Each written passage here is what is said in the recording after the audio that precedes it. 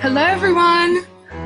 Hi and welcome to our Instagram Live Q&A. I'm Lauren Dallas and this is Cordula. Nice to meet you.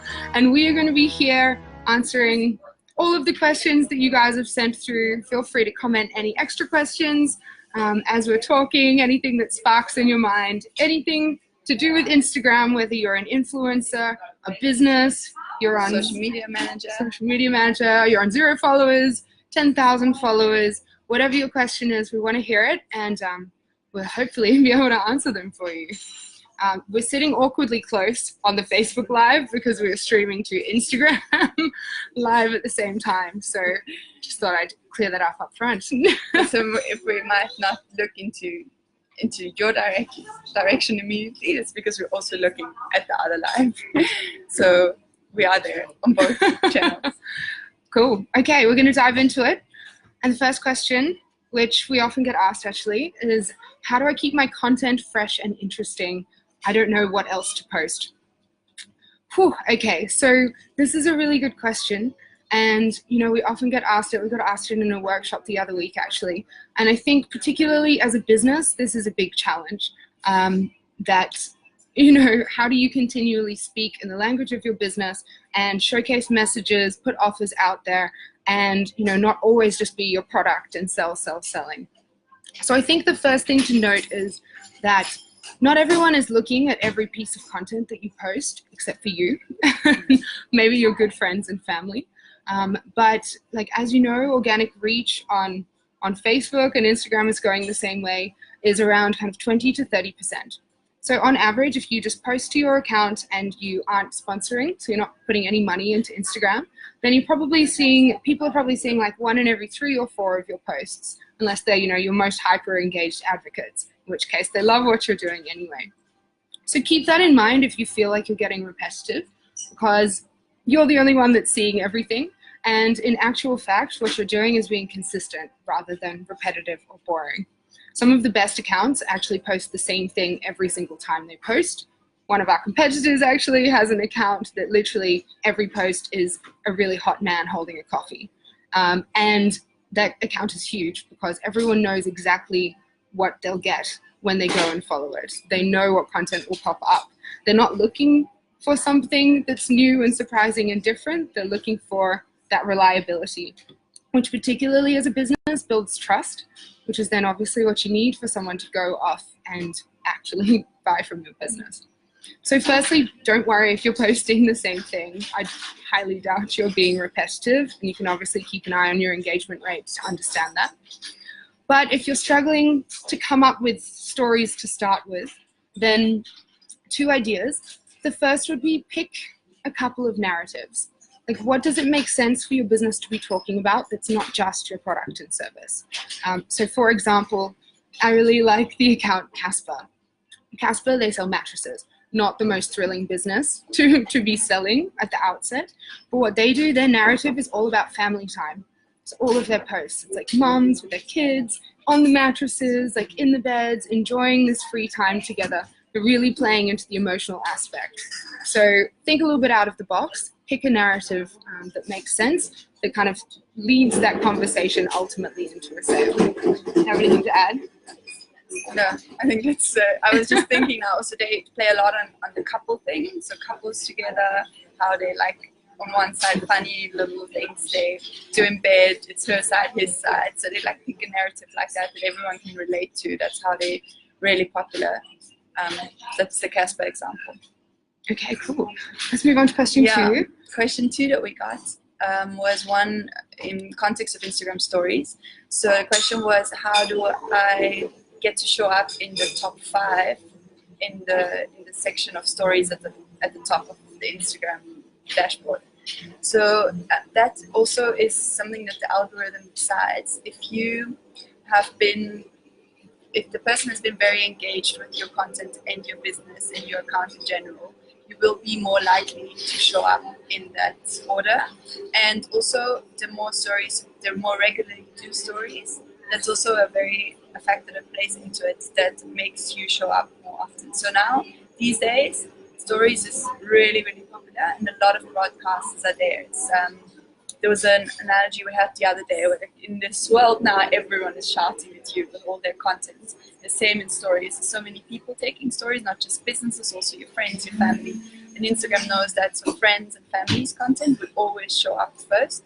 But if you are very engaged with that business or brand, then there's a chance that you show up further. And as you know from your personal experience, if you're not in the top 5, don't worry, because people really consume stories quite active and thoroughly. So they click through quite quickly. And even if you're in position 12, 15, you will get your time to shine. Also plays into the fact when you have published your stories, so time of the day. So people tend to watch them in the morning, they tend to watch them at lunchtime, they tend to watch them in evenings. It kind of substitutes even nowadays like watching TV. So people really sit and watch stories for up to, I don't know, personal experience, 10, 15 minutes, definitely. I was going to say 2 to 3 hours.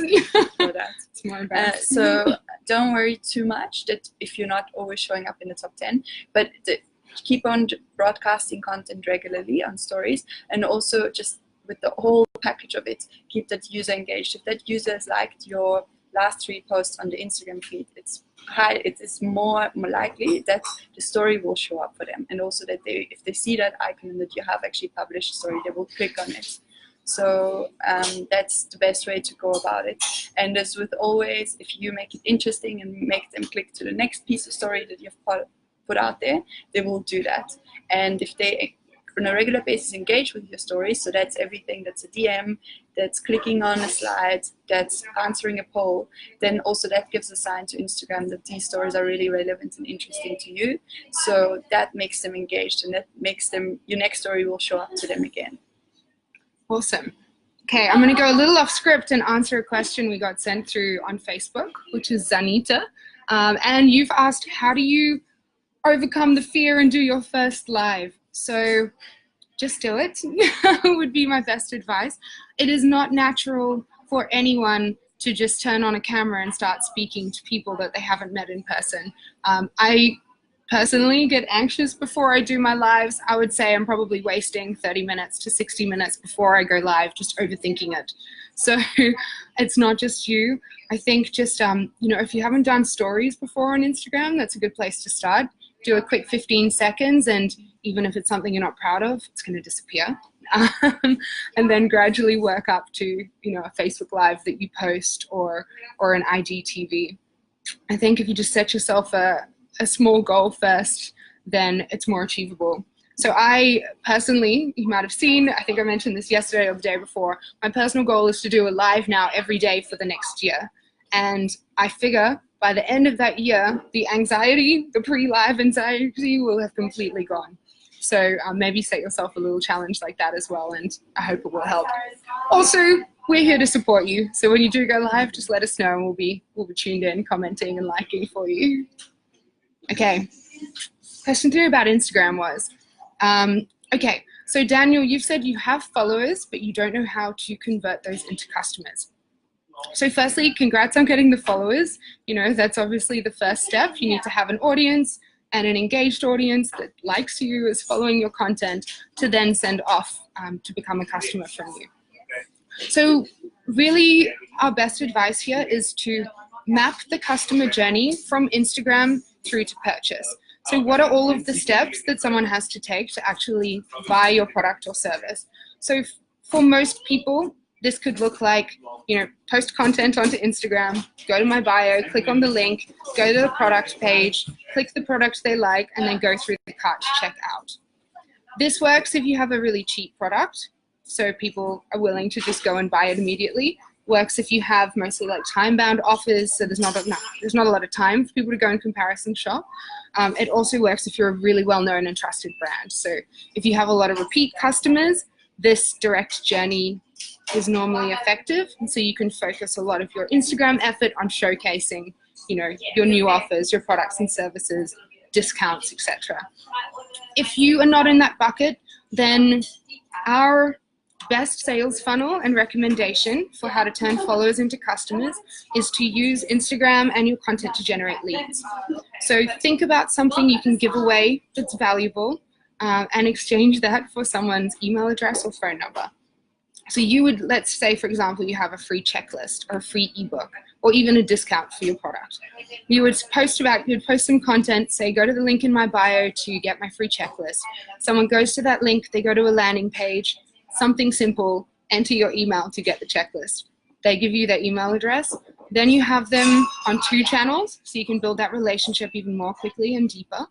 You send them a newsletter that tells them about you, build some credibility with, social proof, like here are some of my really happy customers, and then you send them to your product and then they buy.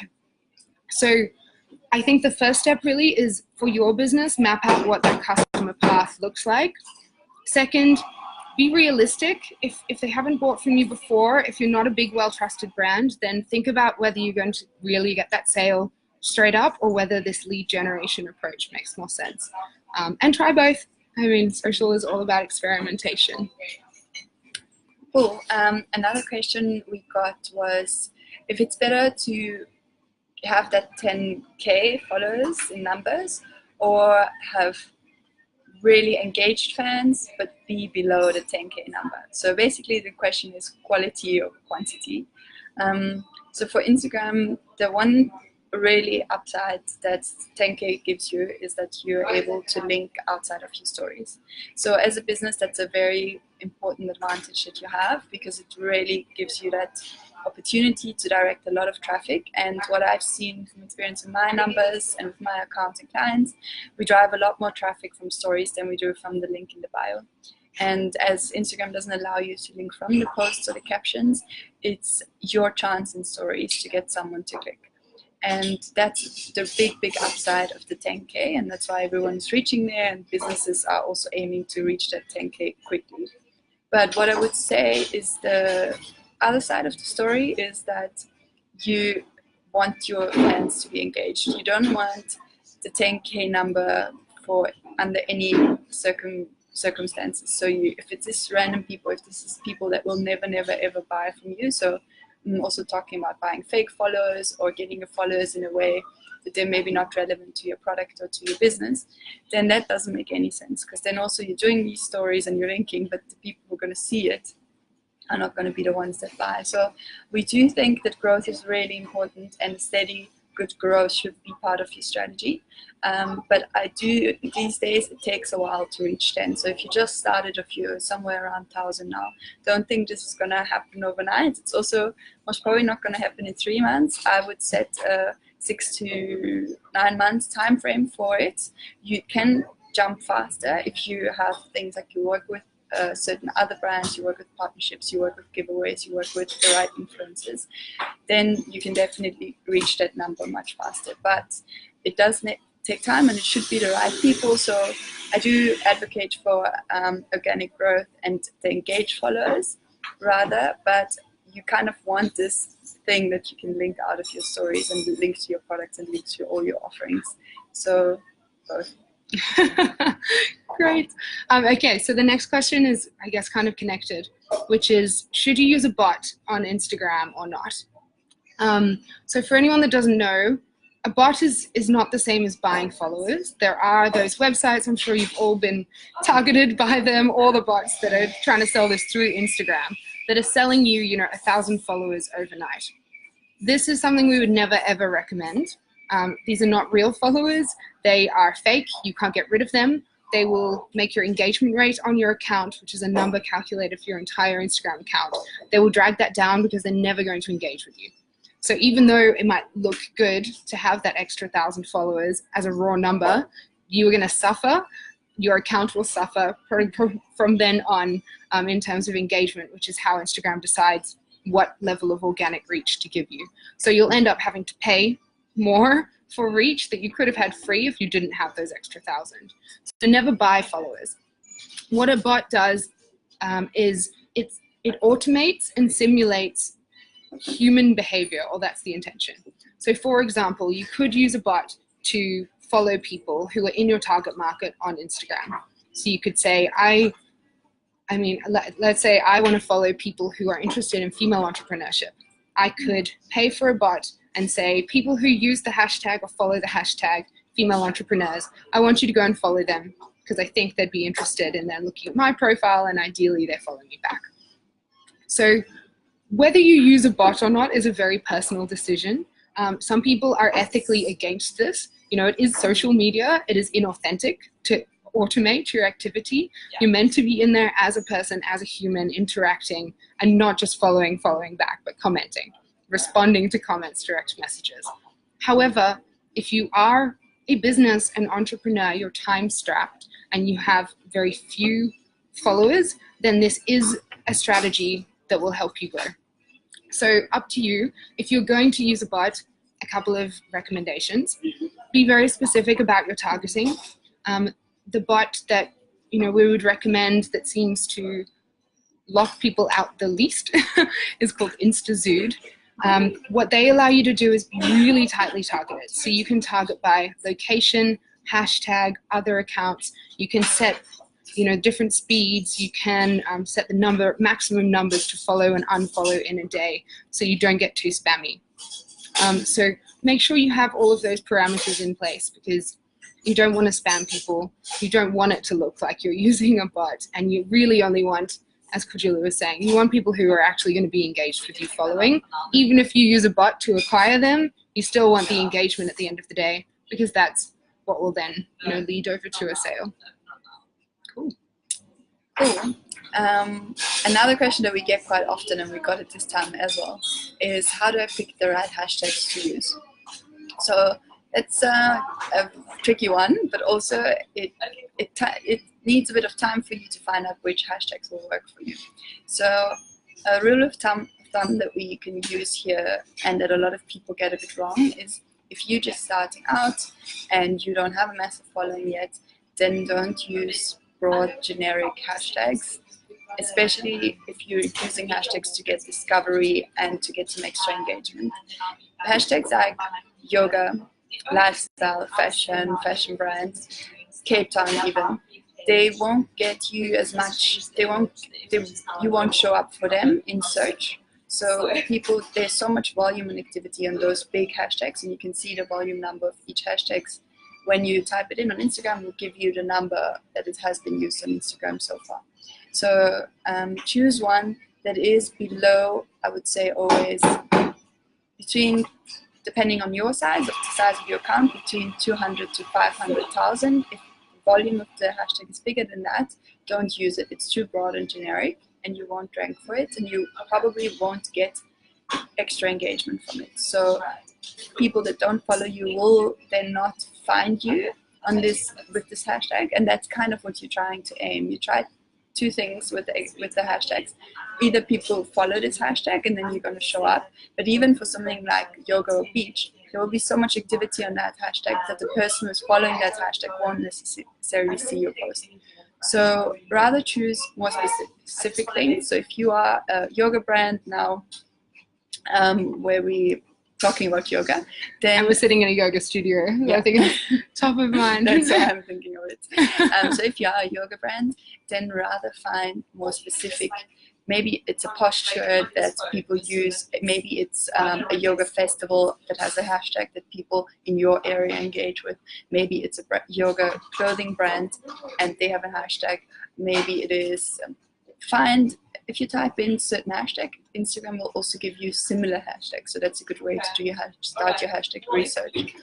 And then you can also, what you should always do then, put them in and see if they are having an impact on you. So you can go into your insights and see how many extra engagement you got from these hashtags you're using. And if there's not even showing up, there's no line with like hashtags, then it means no one you didn't get any extra engagement from hashtags, and then you should definitely change your hashtag strategy. So really put a bit of time aside and look into which hashtags are relevant to you, not too big, so nothing over 200, 300,000 if you're a small account, and use them and bundle them together in groups, and you can always, depending on the content, just copy paste them in, so that also saves a bit of time. Awesome. So I'm going to answer Ashley's question. So Ashley's just posted onto Facebook. Do we recommend investing in a public speaking coach for those who are terrified of speaking about their business in a public space, or on live Facebook, Instagram? So, I mean, absolutely. Getting external professional help for anything and investing in yourself is a wise decision. It's not the path that I took, and I don't think Cordula did either.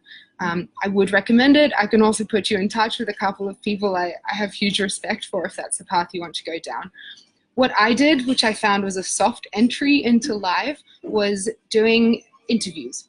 So when I started doing lives, I committed to doing one a week. I called it Power Hour, and it was literally me interviewing an experienced entrepreneur or someone who was an expert in a different field. So then my role in the live was really just to ask the questions, and I had a pre-written discussion guide, and then it was really the other person who was speaking and delivering most of the value. So for me, I found that a really good way to get comfortable. I also really enjoyed it, and it's interesting for people to tune in, and there's a different guest on your live each time. So you could try an approach like that and kind of easing yourself into it. Otherwise, of course, professional help is always a good idea. Alrighty, another question from my aunt, Annie. Hello. Thanks for tuning in. Okay, so you've been trying to make a commitment into supporting your charity choir with no name that support homeless people. You're putting it out there on your birthday, November the 20th. You need no presents. I'm not sure what the question is. I'm getting really close to the screen here. Give them a meal and support them. I mean, that sounds like an amazing goal, and of course I will support you as your niece. But I think like avenues like this and audiences like this, where you can, convey emotion and communicate the need and the cause, that people will often contribute. We actually do work with people who run not-for-profits and are using Facebook in particular really successfully to rally the community around it and fundraise. So we can share some of those tips. And have you been seeing the same on Instagram? So I've been seeing more and more companies want to do the same on Instagram, but there is not as many NGO NPOs yet on Instagram. And I think they're missing out on an opportunity, because you can create amazing content usually with what you're achieving or what you want to achieve, or everything that's around the cause. So it's just often that these people are already like in a time constraint, and they're really trying to like have, or the last years I've built on Facebook, so now they're like, oh, another thing that we have to do. But it's I think it's really important.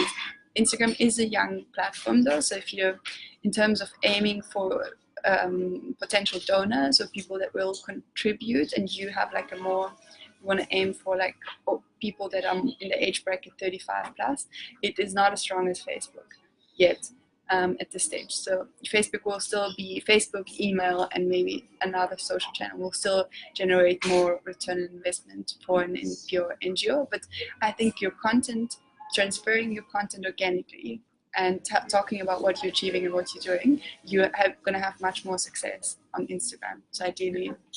Also, I missed the most exciting part of your message as I was trying to read it quickly, where you said that you're going to shave off your hair to support. And that is incredible content. I think the more you're doing something unique and different, and like that's an emotional thing for a lot of people to not have hair. So I think you should definitely do it. I will support, and live video like this would be an amazing way to showcase it, and everyone who's contributed obviously can tune in and see exactly that you have delivered your end of the bargain too. Okay, we had one more question sent through before the session, which is, should I have multiple Instagram accounts or just one? Okay, so you didn't send through a description of your business, so it's a little, or businesses, so it's a little hard to give you a definitive answer, so maybe we can just talk about our own experiences. When I started out on Instagram, I had, and for Growth Academy, which is an e-learning platform that delivers Facebook and Instagram training, I started with a Growth Academy branded Instagram and also my own personal Instagram, Lauren Dallas. I was driving both of these, and I really realized that my attention was split, my audience was split, and I wasn't growing either as quickly as I could have been as if I just focused in one place. I was communicating the same message at the end of the day, just in different ways on the two accounts. And frankly, the approach where I was Lauren Dallas, showing myself, my lifestyle, my face. It was a lot more personal, a lot more engaging for my audience who are entrepreneurs that want to live a similar lifestyle than this business account with, you know, a logo profile picture and more like, I guess, corporate feel messages. It didn't really fit my brand so well. So I retired the Growth Academy account and now like exclusively communicate about the Growth Academy through, well, majority through my Lauren Dallas account. So for me, it made sense to not manage those two separately. However, we also, Julia and I, work on a business together called Future Females. And for Future Females, we do have a separate Instagram account. This makes sense because even though the audience overlaps, we have a lot of different players to consider. The messaging is very female entrepreneurship upliftment. We have run physical events that use the channel to you know, rally support, but also showcase each of their events in each chapter around the world. Operationally, it made sense because I have a different co-founder in that business. So I think there's a lot of considerations. Those are just some of them. But if it's the same message, don't split your efforts unless, you know, it makes strategic sense to do so. Great. It was a great first live. Oops. It's hopefully not dropping. We're sliding down on Instagram. I think it's the sign that we should stop. No. So it was great to get all your questions. We will be doing this again, so keep an eye out for that. And we do have basically what Lauren said. We do have a program that's called Instagram Mastery, which gives you all the tools if you start to basically start to face all these challenges and really get your brand onto Instagram, your business or your personal brand, and make it successful there and convert these followers of yours to customers. So you can find everything about us on all of Lauren's and the Growth Academy's channels. And we're running a special coaching special at the moment. So if you want to join our Instagram Mastery program, the link is in the bio. On Facebook, we'll post it in this caption. Right now, we have capacity in our coaching program, so we're offering a free upgrade to coaching if you join us in the next few days. So check out the link, get in touch with us if you have more questions, and we look forward to working with you. See ya!